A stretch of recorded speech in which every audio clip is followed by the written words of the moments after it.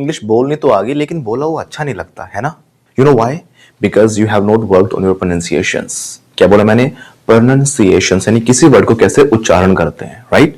लेकिन आप लोग इस वर्ड को ही गलत बोलते हो। आप बोलते हो प्रोनाउंसिएशन, तो ठीक कर लो इसे। तो आपको दो चीजों पे काम करना है, one is syllable and second is stress. इन दोनों चीजों पे काम कर लिया ना तो समझ लो 80-90% आपकी जो प्रोनाउंसिएशन है वो सुधर जाएगी।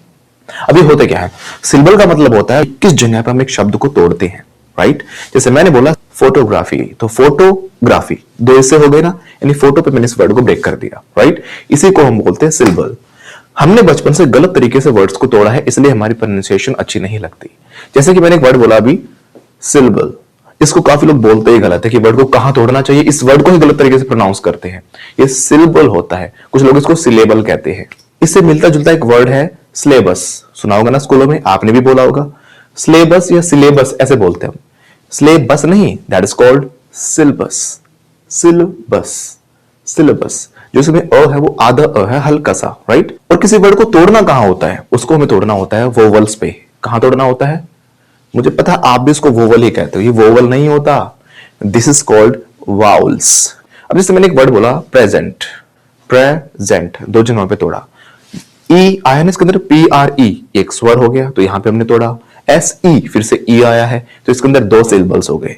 अब इसमें स्ट्रेस क्या था? स्ट्रेस ये इंपॉर्टेंट था कि इसके किस वाले पार्ट पे हमें एक दबाव, एक जोर डालना है। जैसे मैंने बोला प्रेजेंट, है ना, ठीक लग रहा है आपको प्रेजेंट या प्रेजेंट ऐसे बोलते हो आप? नहीं, प्रेजेंट नहीं, ये पहले वाले पार्ट पे हमें स्ट्रेस डालना है।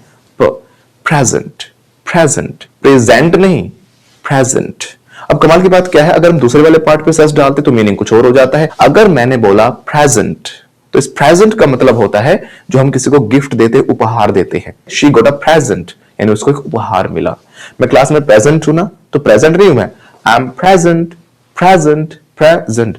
प्रेजेंट मत बोलना आगे से। अगर हम इस प्रेजेंट वर्ड को वर्ब की तरह यूज करेंगे तो जो स्ट्रेस है वो सेकंड सिलेबल पे जाएगा। प्रेजेंट, प्रेजेंट, जेंट पे स्ट्रेस आया, समझे?